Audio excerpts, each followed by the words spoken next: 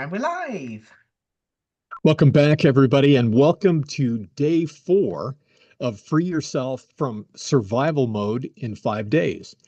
Today, our topic will be working with trauma memories safely. So, without further ado, Odile, go ahead and jump right in. Thank you. Yes. So on day one, we laid the foundations of what causes us to live in survival mode, how it works, and we addressed the belief that emotions are stored in the body. Um, and we also went through how the brain triggers the survival response in the body instead, in real time, based on the implicit childhood memories that are currently there. And we also took you through the little beginner's exercise, the brain chemistry exercise, and a little inner child exercise. Then on day two, we took you through the detective work for finding the specific childhood memories that are at the root of that survival mode. And yesterday, day three, we went into how you can take down the negative emotions and stress chemicals and change those negative memories for the unconscious part of your brain while you can still remember what originally happened. So if you haven't watched those first 3 days yet, there's a link in the description of this video. Do go and watch those before continuing this one so you have what you need for this one. So yesterday's session was about how to change a non-trauma memory, meaning an emotional rating of the negative emotions of a 6 or less on a scale of 1 to 10. Today, we're going to take you through the special protocol for changing a trauma memory, meaning an emotional rating of 7 or higher out of 10. So before I dive into any of that, I want to just remind you that, of course, everything we do here is not a replacement for medical or mental health treatment or professionals or anything like that. So still see your doctor and your psychotherapist and whoever else you need. You can do this as well. So it's not an either or. You can do this as well. Also, if you need help, personal help, there's a link to the list of certified practitioners in the description of this video, so you can go there to find a practitioner to work with, or you can also book a call, a free call with Steve, a free discovery call. Um, all right, so now to move into the actual topic, the actual content for today. So when just to recap from yesterday what trauma is. So trauma isn't the event. Trauma is the way we experience the event inside us, and that is different for different people. So the same event can be traumatic inside for one person and not for another, and it can last longer for different people depending on what childhood memories are there. So, what other childhood memories are there, I mean. So, the way to tell if you need this particular protocol or not is to ask yourself, when I think of that event, without going into it, just when I think of it, is 0 to 10, how strong are the negative emotions? If it's a 7 or higher, you need this protocol.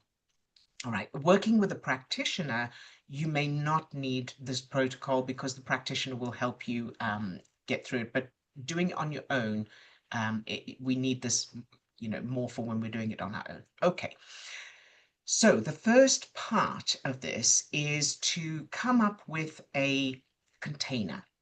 So it can be a box or a basket or a room or a cupboard or whatever you like, that is going to hold the memory, the negative memory. And so you want to come up with that. It doesn't matter what it is, but as long as it's something you can close and lock. So obviously nothing see-through or anything like that. So something that will hide the memory. And the one of the main things before we go into the actual technique itself is understanding what is happening physiologically.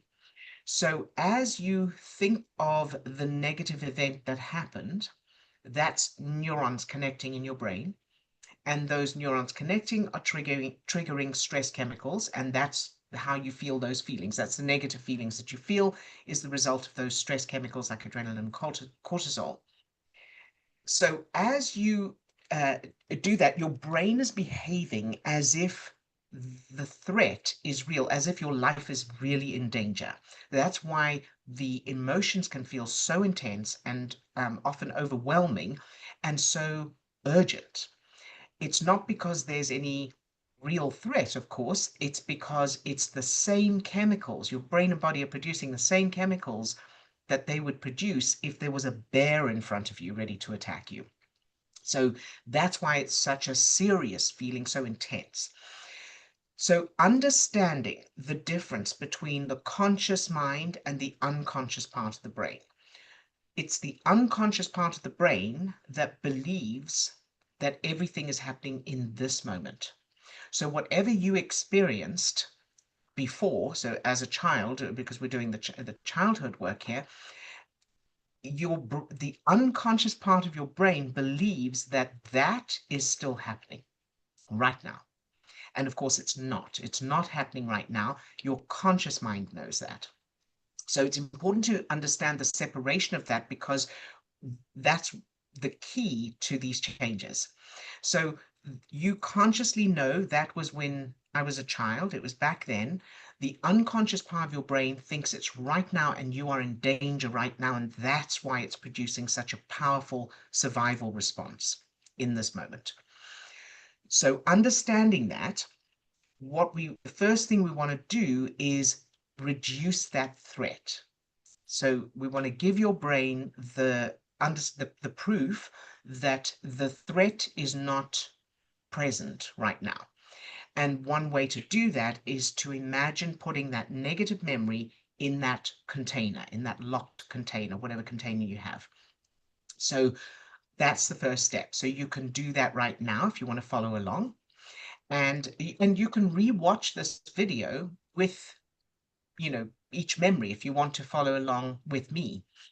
So imagine right now, without going into the memory, without thinking about the details or anything like that, you've got a name for the memory from day 2. Just imagine putting the whole memory into that container and locking it. So it's not going anywhere, it's not coming out. And then now we want to bring down the stress chemicals that are already in your system and start producing feel-good chemicals. So we're going to take you through the brain chemistry exercise. So take a deep breath, close your eyes, and think of your favorite color. If you don't have a favorite, just think of one you like. And I want to point out here, because we have had some questions on this, you can change your color. You can use a different color each time if you want to. Whatever color feels good right now. You can also change your subject. It doesn't matter. Whatever feels good in the moment is good. So imagine being surrounded by that beautiful color and focus on the feeling of that color, everything you love about that color. Very good. And now think of your subject, that person, animal, place, or activity you love, and imagine holding that subject in your arms in a hug.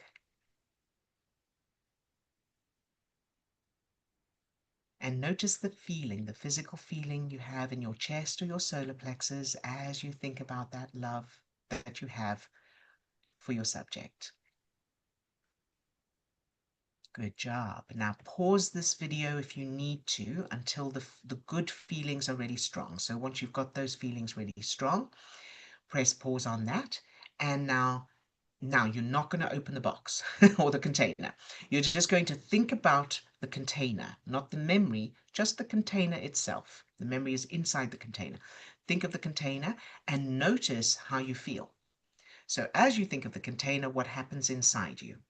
Now, if there's any kind of negative emotions, press pause again, go back to the brain chemistry exercise. So the color, hugging your subject, noticing all the things you love about your subject and how lovely it feels to be surrounded by that beautiful color. Once you've got those feelings strong, press pause on that and think about the container again and notice what happens inside you. So keep doing this back and forth until when you think of just the container itself, so you're thinking of the outside of the container, there's no negative emotions. So pause this video to do that back and forth if you need to. Once there are no negative emotions as you think of the container, now still not going to open it, just imagine that you will open the container. So think about, if I were to open that container, if I were to unlock it and open it, how would I feel?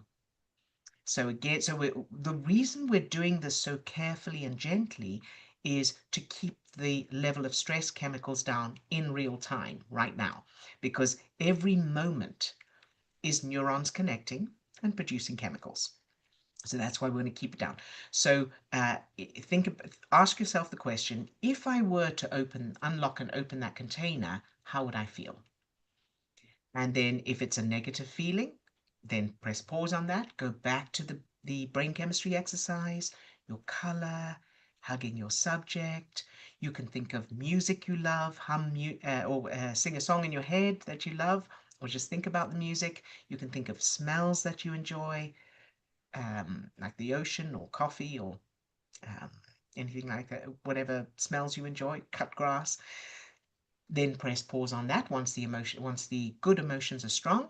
And now we're going to think, so keep doing that until when you imagine opening, so when you think to yourself, if I open that container, I'll feel okay. There's no negative emotions. Then unlock the container. So imagine unlocking the container. And now ask yourself, how do I feel right now? Any negative emotions? If there's negative emotions, press pause on that. Do the same thing with the brain chemistry exercise. So you're never going to take the next step with that container or the memory until there are no negative emotions that you're feeling. Okay.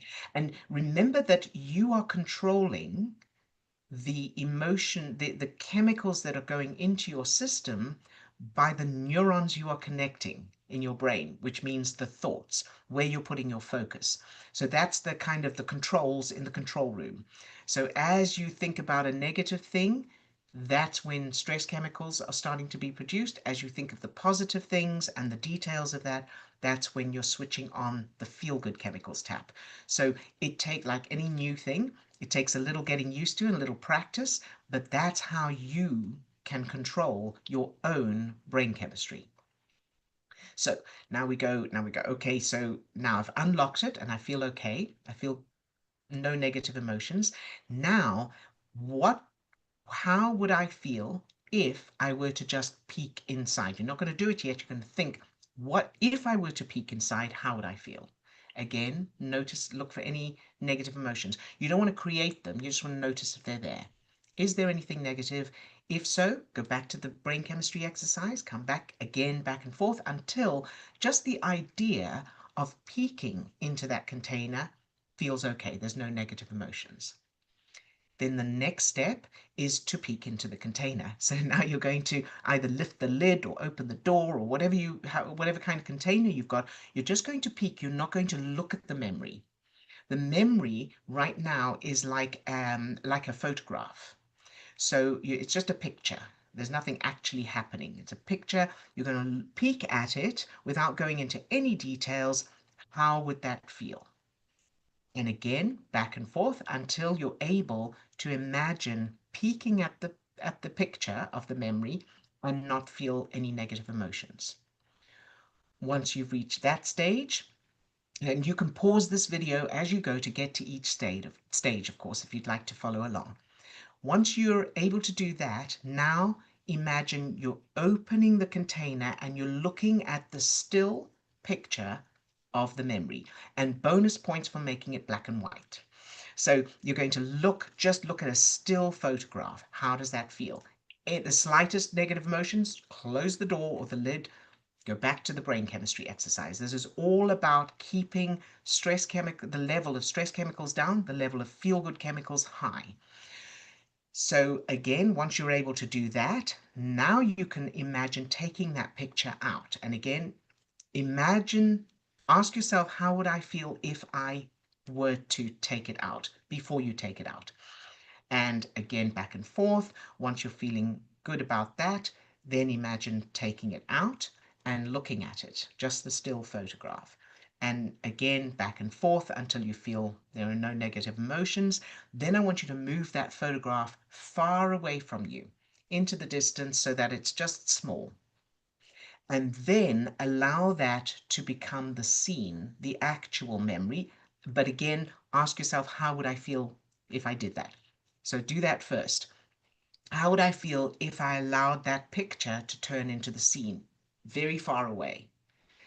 If there's any negative emotions, press pause, brain chemistry exercise, and then come back. Keep doing that until, yes, if I were to allow that to become the scene of the memory very far away, I would feel okay about that. There's no negative emotions. Then imagine that. Imagine it turning into the scene. This is all, keep reminding yourself this is your control. You have complete control. That memory is not going to do anything without you. So make sure that you maintain that control. So if you were working with a practitioner, of course, the practitioner would do all this for you, but this is how to be able to do it on your own safely. So it's a distance, and now, and so now the memory is at a distance, and you're able to do that without any negative emotions. Now you can imagine that memory differently. So now you change it. So you brought the stress chemicals down completely. Now, whatever was happening in that memory, imagine it differently. So then you follow the instructions from yesterday, from day 3. Follow the instructions for creating the new memory, and then of course practice that new memory with the good feelings until it's established. So I hope that's clear and helpful. Of course, let us know if you have any questions or you need clarification on anything. Steve, did you want to add anything to any of No, I that? think that the way that you laid that out, the taking it very, very baby steps, taking it very gently and that kind of thing. And I would also encourage people that if it feels like it's just too much Hmm. in the moment, take a break from it. Yes, Take a yes, yes. break, That's take a so important. break, and there's no need to push yourself through this. It's not going you're not going to be doing yourself any favors if you're pushing yourself through that. So it's Right. not about making it more intense. Give it a pause, and you can come Hmm. back to it. Um, Yes, there's no rush. yeah, yeah, yeah, and I know that everybody's experiences and whatever people have experienced will be unique or individual. But I think that the protocol that you've laid out here is a really good starting point. And if people are running into issues or trouble or need some help, reach out to us in the comments, reach out for actual uh, real time help from any of our practitioners or myself. Thank you, Steve. And we've just had a super thing from Oh my uh, God. DD Whoopee. Thank you so much. And I love that little icon thing. That is so I cute. That little emoji GIF thing. That's gorgeous. Oh, that's Um, fun.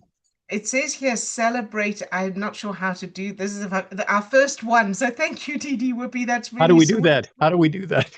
I'm not sure. I clicked on let's celebrate, but I don't know if that doesn't seem to be a thing. I think that's just something it said. That's very sweet. Thank you so much. We so appreciate that. Um, and yes, thank you, Steve, for clarifying that and making the point that there's no rush for this. And if it feels too much, really do step away from it. Leave it in the box, lock it in the box, or Mhm. the container, lock it, and go away and do something that feels good. So watch some comedy on TV, um, on YouTube, listen to some music you love, go for a walk, play with your pet, play a game, read a book, listen to an audiobook, whatever. Do something that feels good so that you're taking care of yourself and you're helping your brain to trigger those feel good chemicals. And then later come back to the box and you can pick it up again. You can come back to this video, of course, and go through the process again. So be very gentle and kind with yourself. I was just going to add, and it really is just another way of visualizing what you just said.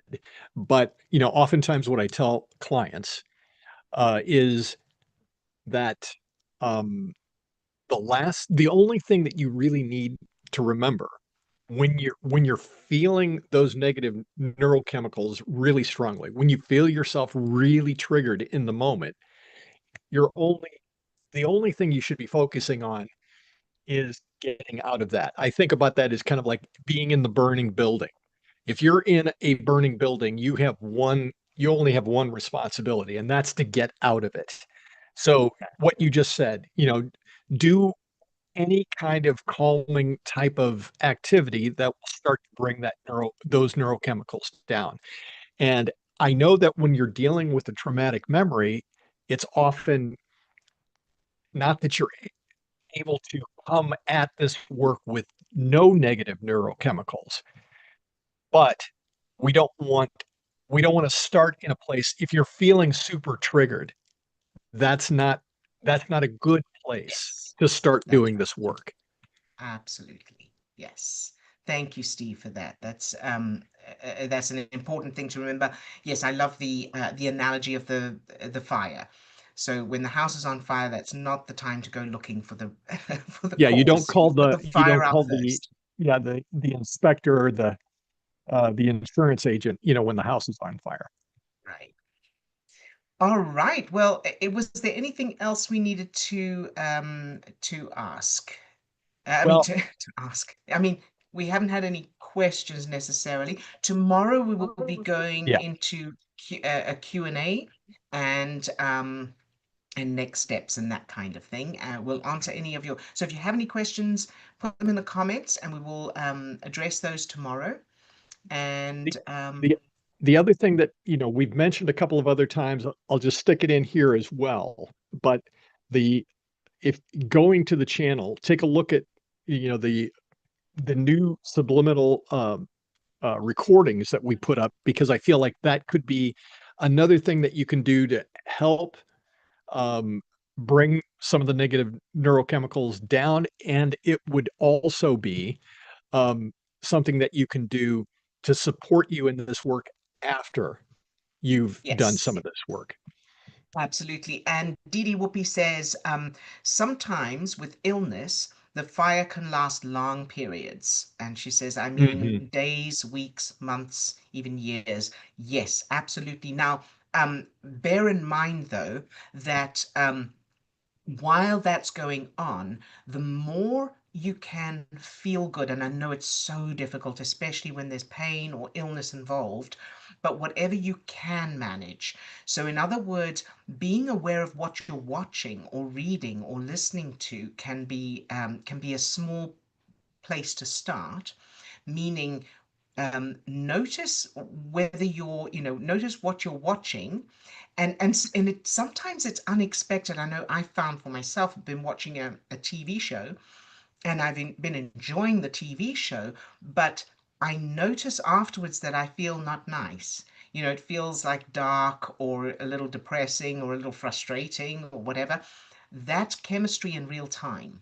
So choosing, it's like, if you when you eat something and you know that it upsets you, then you want to not eat that. You want to eat things that you feel good. In the same way, whatever you're putting into your brain, meaning what you're watching, what you're listening to, what you're talking about, the people you're surrounding yourself with, and that kind of thing, you can start wherever you are with just making little choices like that and going, instead of watching the news or this scary program, I'm going to watch comedy, something that feels light, or I'm going to listen to music, I'm going to that kind of thing. So start choosing that because it is literally changing your chemistry in real time. And it's easy to forget that because, our experience is subjective. Of course, we're looking at things and immediately we are experiencing them consciously. And so we're feeling the feelings and we think that the emotions are separate, but emotions are literally physical. And the point I wanted to make about what Didi Whoopi says about the illness is it is literally affecting your healing in real time, your pain, your healing, all of the physical processes that are happening. Meaning, when we're feeling any negative emotion, that's stress chemicals. And one of the things we've talked about in the past is that stress chemicals in real time are redirecting blood. So they're causing blood to redirect from your organs to your extremities. And that's, of course, for running away or fighting as part of the fight, freeze, flight state, which means that's okay short term. That's okay momentarily. That's okay if there's a bear and you need to get away. But when you're living in that state, and by that I mean when you're watching things, thinking about things, listening to things that are upsetting or worrying or frightening or frustrating or make you angry, you are keeping in real time, keeping your body filled with those stress chemicals, and that is causing blood to be redirected from your organs, which means your organs are literally not getting the blood flow they need in real time. And the cells of your body are, those stress chemicals cause the cells of your body to go into protection mode instead of growth mode, instead of regeneration. So it means that halts, hinders healing. And of course, as we know as well, endorphin, serotonin, oxytocin are all part of healthy digestion, pain management, and all of that. So, literally, where we're putting our focus in each moment is determining the chemicals that are in our that we're putting into our brains and bodies, which is determining not only how we feel, but how our body is functioning and whether it's able to heal or not. So Didi Whoopi says it is good to think of the real time effect while watching comedy. Yes, exactly. Thank you, Didi. Didi Whoopi. Yes, exactly. While you are watching comedy or listening to music you love or playing a game, doing anything that you love, you are literally helping your body to heal. And she says that that makes the time passing somewhat not like one is wasting time. Exactly. Thank you. That's exactly the thing. Because people go, and I used to have this so much, oh, I'm not doing anything. There's no, it doesn't help to just not do anything. You're never not doing anything. While you are feeling good, even if you're just sitting staring at the scenery, how you're feeling is doing something. How you're if you're sitting enjoying yourself in whatever you're doing, if playing a game. So I know that, playing games, for example, can feel unproductive, but it is absolutely productive because as you are enjoying the feel good chemistry we've spoken about what it does in the body. It's also bringing blood to the prefrontal cortex of your brain, which helps with cognitive thinking, which gives you access to your cognitive thinking. So, problem solving, creativity, communication, all of those higher level strategizing, those higher levels of thinking, that is heightened and increased when while you're feeling good. So, watching comedy, for example, as you mentioned, is literally bringing blood to the prefrontal cortex of your brain that will allow you to think more clearly. And so sitting doing nothing, or whatever you happen to be doing in the time at the time, if you are feeling good, you are doing something in that way for your body, for your brain, and therefore for everything else, because that has a knock-on effect on whatever you do next.